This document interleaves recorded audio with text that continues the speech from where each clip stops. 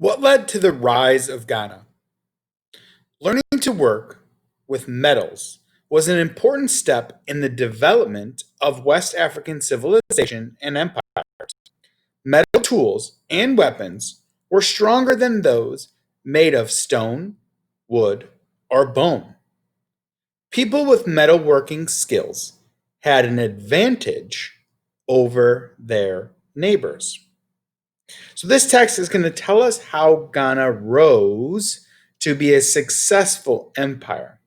In this introductory paragraph, I know that the first thing that they say is that learning to work with metals is an important step in the development of West African civilization and empires.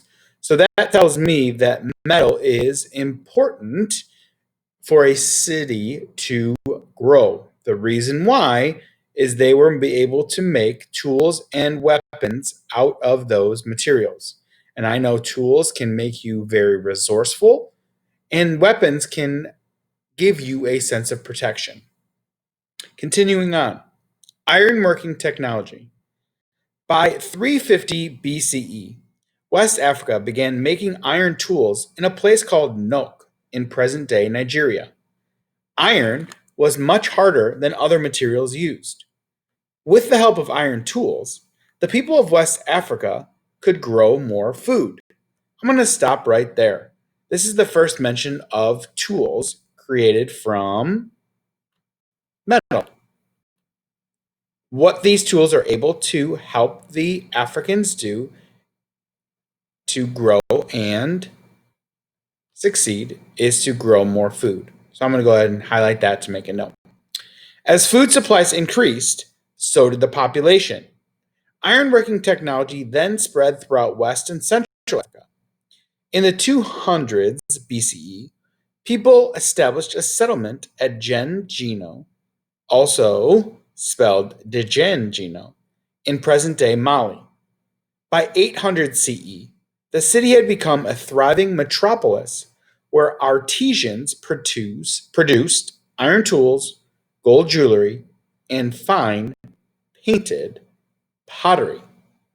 So now I am given more information that these tools helped Africans create a settlement and it started to thrive. And these artisans or artists were able to produce iron tools, also gold jewelry, and fine painted pottery. All of those seem like luxury items.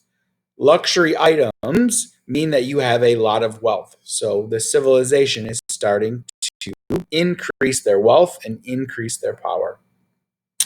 Ancient Ghana.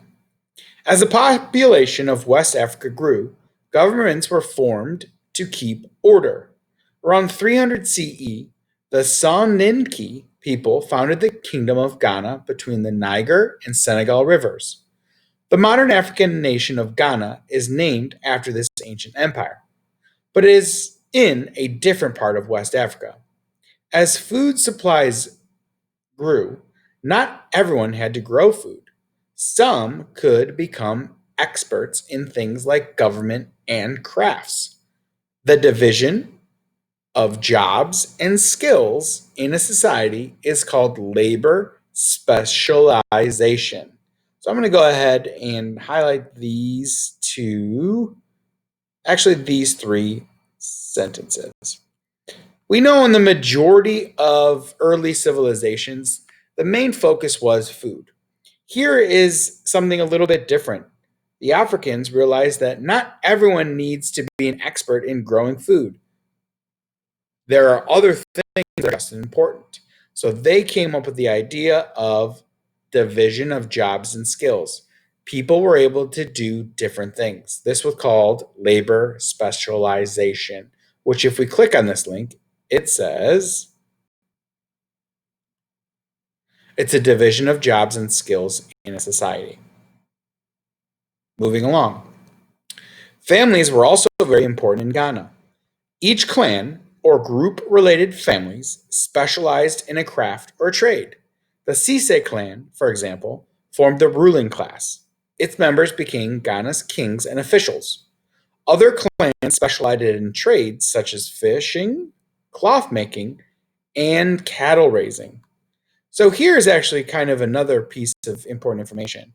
Families are very important in Ghana, and each family is given a role or a responsibility. In this case, they call them a craft or a trade. Think of them as jobs. Again, this is adding on to labor specialization or the division of jobs. So there were other types of jobs you could have, such as fishing, cloth making, or cattle raising. So I'm going to go ahead and highlight that. The Soninke benefited from the use of iron. They had iron swords and spears, while their enemies still used wooden clubs. Over time, they used their superior weapons to gain control of others. The kingdom grew into an empire.